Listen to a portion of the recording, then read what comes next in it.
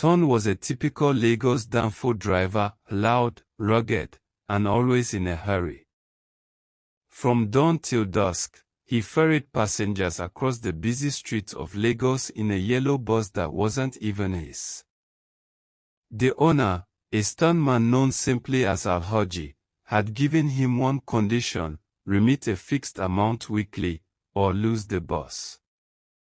But Ton had other plans. Each evening after work, instead of heading home to his family in Mushin, he stopped at Mama Tiwa's bar. There, amidst bottles of beer and the seductive giggles of call girls, Ton squandered his earnings.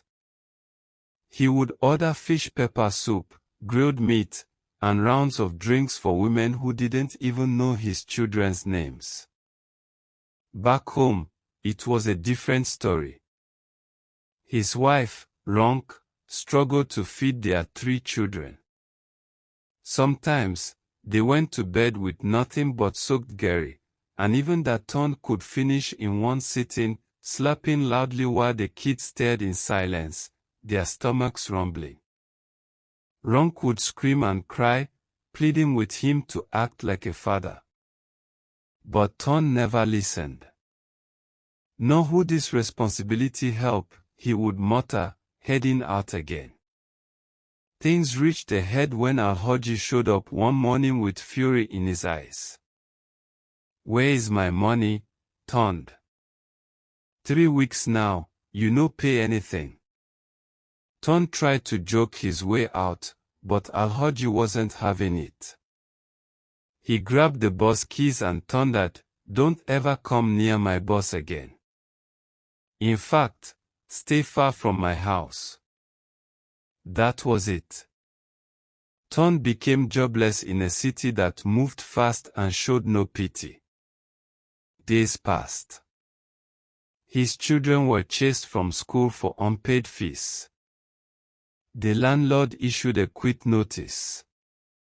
Hunger tightened its grip on the household. One hot afternoon, Ton sat under a bridge in Oberland, head bowed, tears streaming down his face. He had nothing left.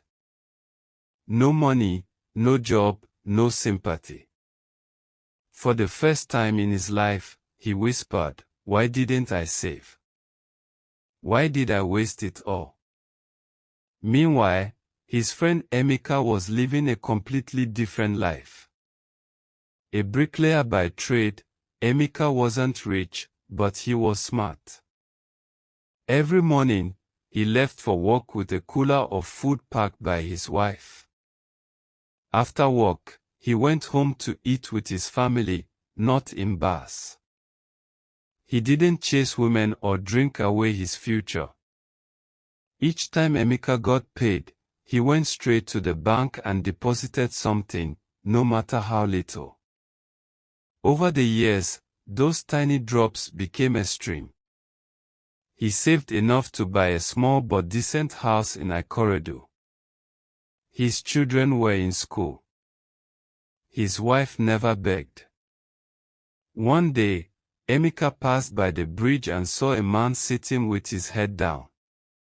He recognized the figure. It was Ton. "Oh, Ton," he called out.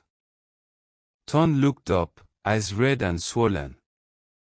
"Emeka, I don't finish." Emeka helped him up.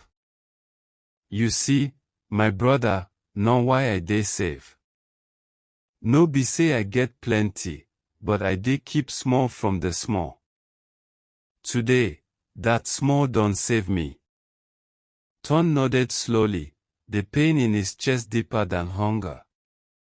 The moral of the story: no matter how little you earn, save something. One day, your savings may become your lifeline.